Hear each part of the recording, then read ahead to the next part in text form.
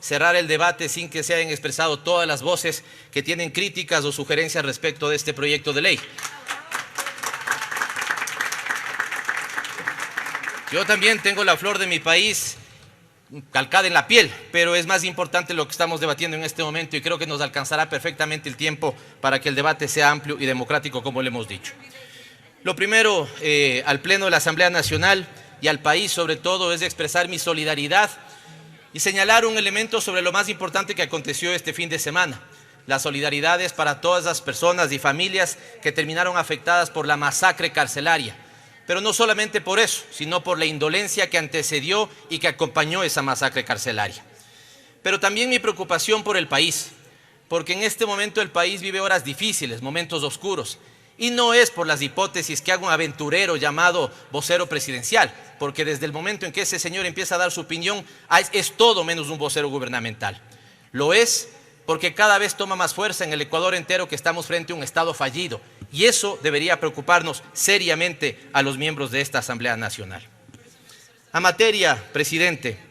Y para entrar en materia, lo primero que quiero decir es que esta en modo alguno es una ley productiva.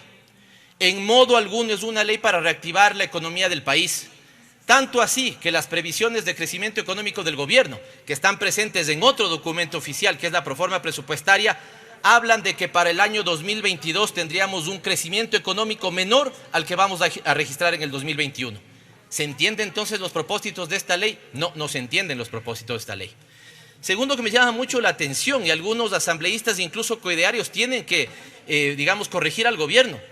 El doble discurso señalado en algunas intervenciones. ¿No era este el país de una gran cantidad de impuestos que ya básicamente las economías empresariales, las economías familiares estaban asfixiadas? ¿Y cómo es que entonces, si ese país estaba asfixiado, hoy tenemos una propuesta tributaria que aumente, que es un grave golpe a los bolsillos de las clases medias del país? Dicen que solamente se toparía el 2.5%, que por qué nos preocupamos. Pero cuando se discutía la ley de plusvalía, el porcentaje era aún menor. Sin embargo, salieron, ¿no es cierto?, con banderas negras a decir que el país se acababa. Un poco de sinceridad frente al país, señores asambleístas. Y finalmente, aunque sobre la forma ya ha sido comentado, invitaron a muchos para que comparezcan a esa comisión. Qué bueno que lo hayan hecho. Muchos empezaron a alimentar con sus críticas este proyecto de ley. Qué bueno que así lo hayan hecho. Pero cuando la saturación del gobierno empezó a fallar y el ansia empezó a ponerse de manifiesto, llegó un tropel de funcionarios a decirles que modifiquen lo que esa propia comisión había hecho. Y si no, que lo digan los asambleístas que son miembros de esa comisión. Por lo tanto, al final del día terminaron modificando 4 ítems, solamente 4 ítems, en una ley de más 200 artículos. Y vamos a ir viendo esas modificaciones que hicieron. Quiero expresar mis críticas y comentarios a esta ley resumiéndole en 4 grandes conceptos. El primero, el cambio al impuesto a la renta, sobre el cual estamos absolutamente en contra.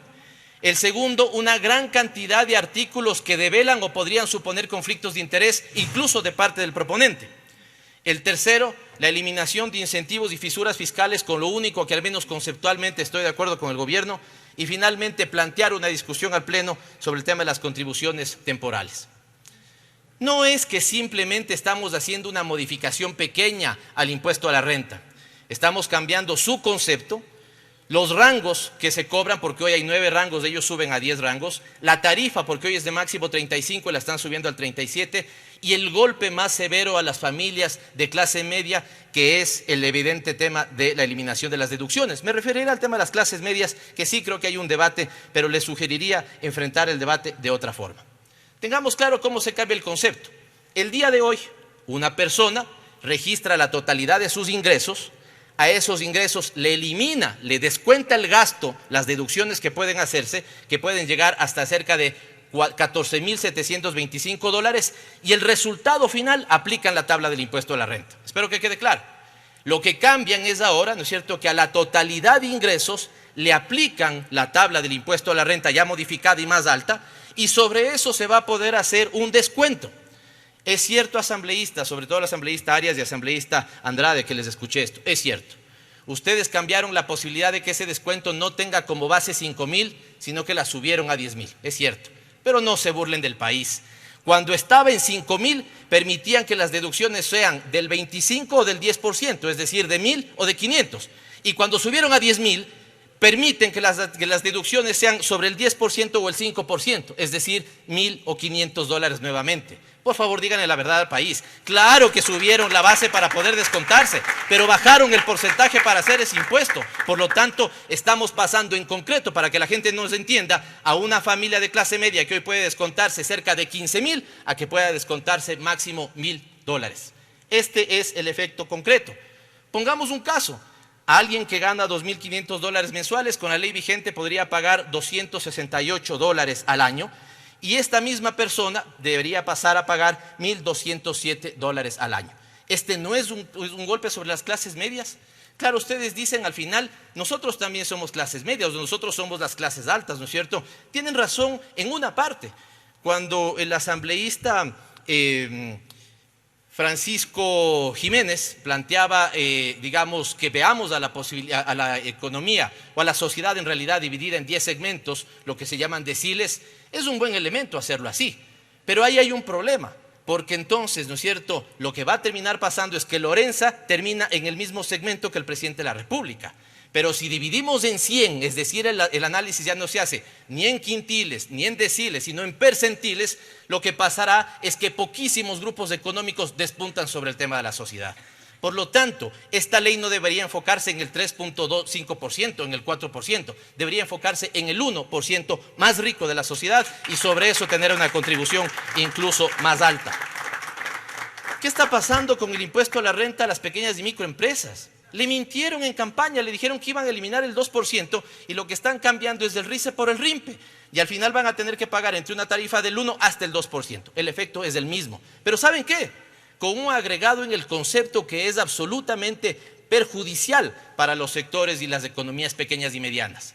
Porque mientras al de arriba, al grande, le permiten tributar sobre utilidades, es decir, lo que tengo de ingresos, ¿no es cierto?, resto mis gastos y pago tributo sobre utilidad, al de abajo, al pequeño y al mediano, paga el 2% sobre las ventas, independientemente de que tenga o no tenga utilidad. Entonces, el debate que voy a plantear al final, ¿por qué no hacemos lo mismo, exactamente lo mismo que quieren hacer para pequeñas y microempresas, pero a los 270 grupos más grandes de este país? Ahí seguramente la situación va a cambiar. Segundo gran componente, los artículos que develan conflicto de interés desde mi punto de vista. Es evidentemente distinto el debate si yo quiero regularizar la plata que está afuera para que se quede afuera, o lo que han hecho otros países y también se discutió aquí, repatriar esa plata. Aquí lo que están diciendo es que el que tiene y el que en algún momento le falló al fisco y tiene los recursos afuera, hoy pague una tasa y por esa tasa, ¿no es cierto?, regulariza sus capitales y los queda fuera y los deja fuera. ¿No les parecería pertinente que el debate debería ser repatriar esos capitales, invertirlos en actividad productiva, ponerles una meta de generación de empleo y pedirles que se queden un tiempo determinado en el país para que no entren por la una puerta y salgan por la otra? No, lo que se les ocurre es decir la regularización, ¿no es cierto?, afuera. Pero ¿por qué digo que tiene esto conflictos de interés? El propio presidente de la República ha admitido que su grupo cercano tiene recursos afuera. Y entonces cabe que él ponga este artículo. Como no cabe que él ponga el artículo de la eliminación del impuesto a la renta a los hijos. Si sus hijos pueden ser grandes herederos, deje que salga aquí del debate. ¿Por qué no le plantean a algunos de los asambleístas que sea el que incorpora ese artículo? Pero no, el presidente de la República lo firma y con eso deja al menos duda de que hay un conflicto de interés. Voy rápido, presidente, porque hay algunos otros elementos adicionales. Otros temas, en este momento en caso beneficios directos para la banca. Se cambia el concepto de actividad financiera, por lo tanto a los bancos se les permite hoy entrar en mercado de valores y seguros. Es decir, señores, los que tienen relación, representan o conocen a gente en el mercado de seguros y en bolsa de valores, hoy van a tener como competidores la banca. Por un lado el gobierno dice eliminemos incentivos tributarios que están generando un gasto fiscal y en el otro plantea la eliminación del impuesto a la renta para inversiones de corto plazo, entre 6 meses y un año, y permite que esa deducción sea no solamente para las personas, sino también para los bancos. No hay un conflicto de interés ahí. ¿Por qué no les incentiva más bien que presten y que presten barato para actividades productivas y que no inviertan, ¿no es cierto?, para actividades de corto plazo? Pasan el concepto de 6% de persona que podría tener patrimonio de influencia en los bancos a 25%. La asambleísta que me antecedió planteaba una pregunta y yo comparto esa pregunta. ¿Esto no puede dar paso acaso nuevamente para las empresas y los créditos vinculados? Yo no voy a decir que este es el objetivo del gobierno, Pero lo que sí tengo claro es que muchas veces las leyes tienen efectos no previstos y una asamblea responsable tiene que evitar los efectos no previstos. Y aquí podría haber un cierto conflicto de interés en ese sentido. Penúltimo elemento. Actualmente se prohíbe restarse para el cálculo del impuesto a la renta el valor retenido por impuestos similares en paraísos fiscales. Y ahora plantean que eso sirva de crédito tributario. Por Dios, presidente, usted leyó la ley, porque le están haciendo firmar algo que nos da chance a nosotros de que digamos que ahí hay conflictos de interés. Y si no leyó la ley, presidente, sea muy severo con todos esos libertarios que le han estado asesorando por 10 años, porque hoy se dan cuenta, ¿no es cierto?, que ha habido un hueco fiscal de tanto. Hoy se dan cuenta que entonces las dificultades han sido grandes. 10 años le estuvieron planteando soluciones al país que hoy no le están dando. Finalmente, presidente, respecto del tema de contribuciones, y aquí es donde si quieren pensar algún elemento alternativo podría ser pensado. Ya hay una diferencia que ha buscado ser corregida, esta sí han buscado corregirla, entre los patrimonios personales que empezaban a tributar de $1 millón para arriba, antes las empresas de 5, ahora bajan a 4 millones. ¿Tiene sentido esa diferencia? Hay que achicar esa diferencia, pero insisto y planteo este elemento como último para el debate. No se va a solucionar el problema fiscal del país con una reforma para un solo año o para 2 años. Aquí sí hay algo que tiene que hacer el Ecuador y este gobierno es simplemente copiar a otros gobiernos que con responsabilidad están diciendo es el momento de poner un impuesto a los súper ricos, solo a ellos, a los más ricos entre los ricos, menos del 1% de nuestra población. Y entonces si aplican con una tasa que puede ser del 2, del 3, del 4%, lo mismo que están queriendo aplicar a las pequeñas y microempresas para los 270 o 300 grupos económicos, la recaudación en los próximos años podría estar entre 800 y 2.000 millones de dólares. Con nosotros no cuente para golpearle al sector popular. Con nosotros no cuente para golpear la economía de las clases medias. Con nosotros, si quieren contar por un debate responsable, que sean los verdaderos beneficiarios de todo este desastre que vive el país y que en términos políticos lo provocó el gobierno anterior. Gracias, presidente.